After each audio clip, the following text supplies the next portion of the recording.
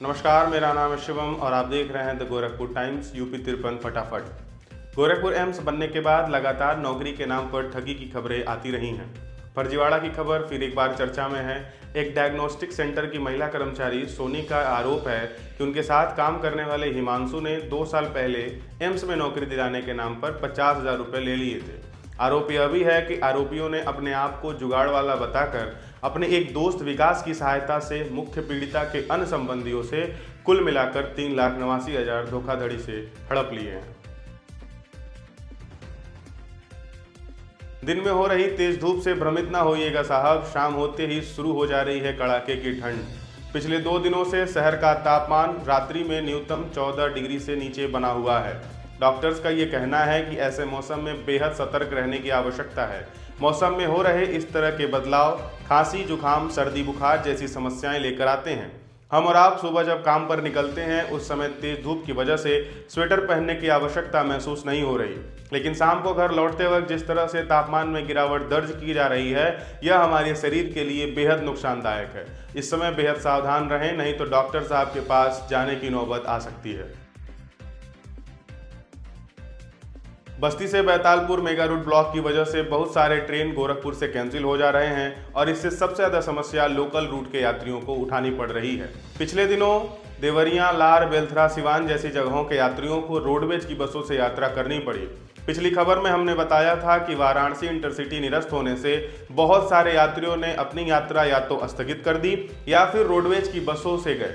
लोग अपनी यात्राओं को ट्रेन से कम पैसे में पूरी कर लेते हैं, लेकिन ट्रेन कैंसिल होने की वजह से लोगों की जेब पर भारी प्रभाव पड़ रहा है और इस मौके का लाभ प्राइवेट बस और ऑटो वाले उठा रहे हैं। उन्होंने अपना किराया 2 गुना 3 गुना कर दिया है और दिन में कभी कभी आलम यह है कि ना ही प्राइवेट बस मिल रहे हैं और ना ही ऑटो।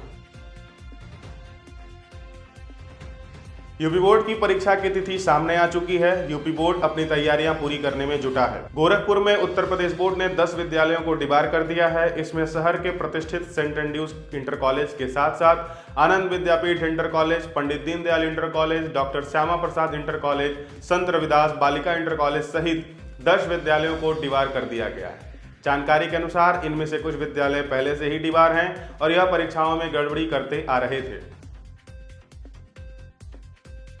गोरखपुर के रामगढ़ताल से एक चौंका देने वाली खबर सामने आ रही है। 9 बच्चों के पिता बाबूदीन अंसारी की दूसरी पत्नी, जो बाबूदीन के 4 बच्चों की मां है, वह कहीं चली गई है अपने बच्चों के साथ। अंसारी का कहना है कि वह दिन भर घर पर बैठकर इंस्टाग्राम पर रील्स बनाती थी।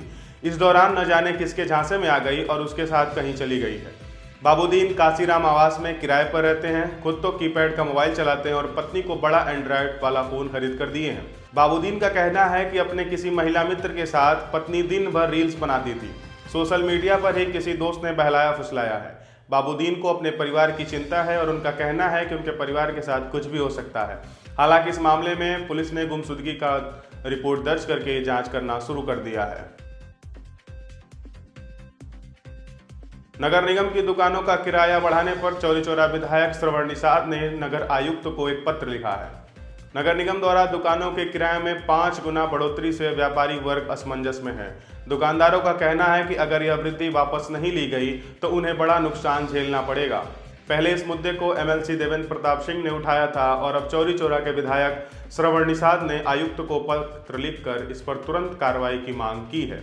अपने पत्र में विधायक ने कहा कि पूर्व मुख्यमंत्री वीर बहादुर सिंह के कार्यकाल में गरीब और छोटे व्यापारियों के लिए 3,000 दुकानें बनाई गई थी।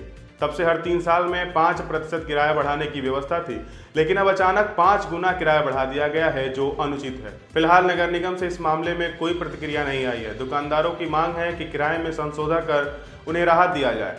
देखना यह है कि प्रशासन इस पर क्या कदम उठाता है।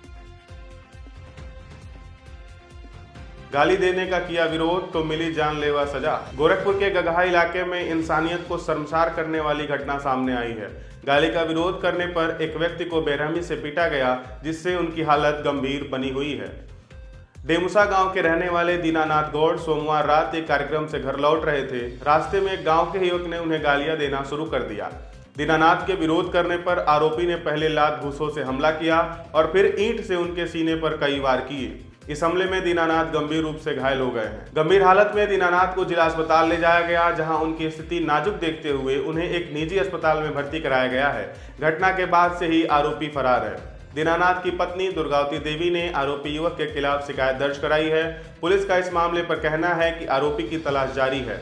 यह घटना सवाल उठाती है कि क्या समाज में गाली गलौज का विरोध करना अब जान जोखिम में डालने जैसा हो गया है। धन्यवाद। मैं हूं शिवम और आप देख रहे थे द गोरखपुर टाइम्स की विशेष पेशकश यूपी 53 फटाफट।